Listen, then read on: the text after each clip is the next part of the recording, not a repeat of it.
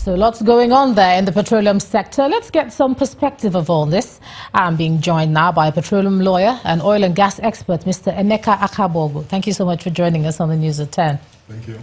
Okay, before we look into the letter, let's start from the International Petroleum Summit. We see the authorities there saying they want to make Nigeria, an oil and gas hub for Africa.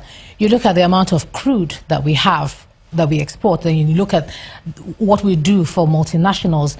Should we be at the point where we're still trying to become a hub? Well, we shouldn't, but we are at that point because we haven't appropriated the value from the oil and gas which we have over the years across the chain. So, but it's better late than never. So Nigeria needs to be a hub. Being a hub doesn't necessarily mean that we've got to just produce oil, but it means that we have to take advantage of the various opportunities along the entire value chain and create value from these individual components of that value chain. So across the service sectors, across investments in training, capacity building, in equipment, in local content, there's a range of activities which inhere within the oil and gas value chain, which, if fully appropriated, could serve the country quite well.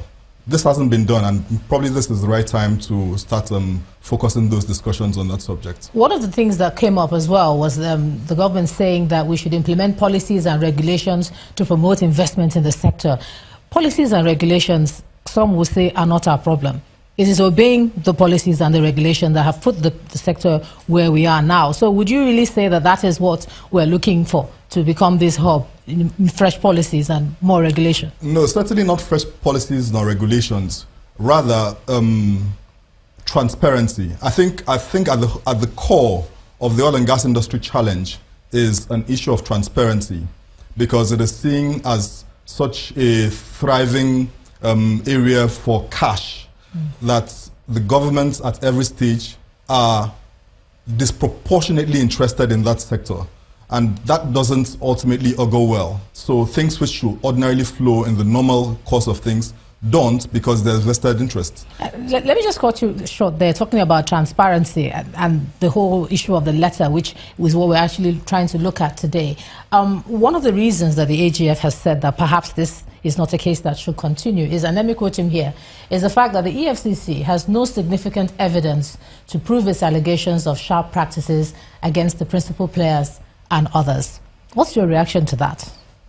I think the government is exploring a pragmatic approach to getting value from OPL 245 and at the same time trying to deal with elements which probably relate to criminality or otherwise. Because that scenario is one of the unfortunate hallmarks which have occasioned this industry over the last 20 years. Yeah, but do you agree with the AGF that it's not something that the FCC have been able to prove so far? It is based on the facts which are before it. I'm not privy to the facts which the AGF is privy to, but if based on the proof of evidence, the charges are not sustainable, it may be an appropriate step to take, particularly when the government is interested in getting value from OPL 245. To the extent that the charges are inextricably linked to a settlement agreement which is prejudiced by the subsistence of the case, to that extent, the government will be minded towards ensuring that, at the very least, it ring fences the issues, the legal issues from the moral issues, and if there are ways to get value by going with the legal issues, it goes ahead. And then if there are ways to ensure that persons who are accountable, who should be accountable, are held accountable, it also goes in that direction. Sorry, just finally, let me quickly ask you, if you say that we're trying to save Nigeria from huge financial losses, is that really what you think is going on here? I think what is going on is that the government may get advantage from ensuring that OPL 245 becomes operational, and then what the government may do is to follow through in ensuring that if there are any crimes which have been committed, that the parties who have committed those crimes at the same time face the music. All right, thank you so much, petroleum lawyer Emeka Akabogu. Thank you so much for joining us on the News at 10 tonight.